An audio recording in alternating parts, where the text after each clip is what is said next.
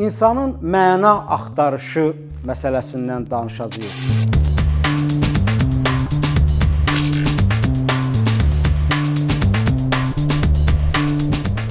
İnsan məna axtaran deyil, mənanı yaradan varlıqdır. İnsan şeylərin mənasını tapmır, yaradır.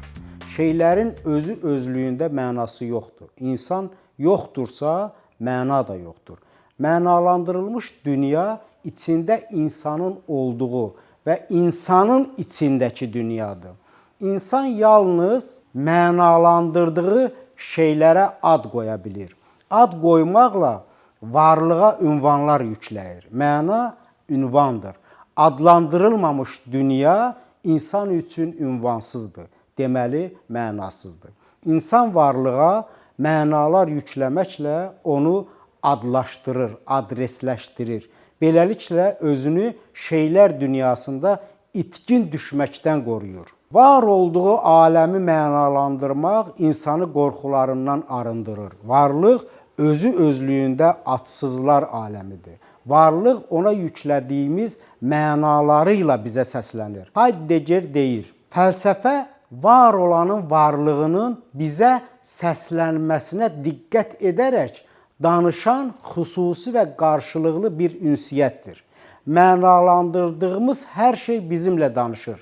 Argentinalı yazıcı Alberto Manguel özünün Kəlmələrin Şəhəri kitabındakı Kassandranın səsi essesində yazır.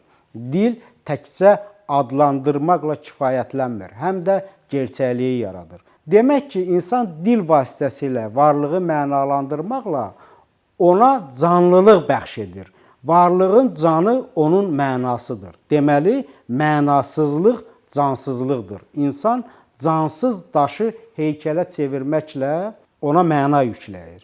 Heykəl isə ona baxanın beynində özünün canlı obrazını yaradır. Biz varlığa mənalar yükləməklə onu bizimlə danışmağa məcbur edirik.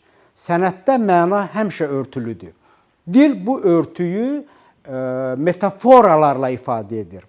Əsl olanın özünü gizləyib, oxşarını təqdim edir bizə. Metafora mənanın örtüyüdür. Məna metafora ilə özünü yad gözlərdən gizləyir.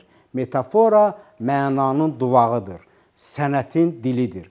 Məna çılpaqlaşanda informasiyaya, bilgiyə çevrilir. Sözümüzün əvvəlində dedik ki, insan mənanı tapmır, yaradır.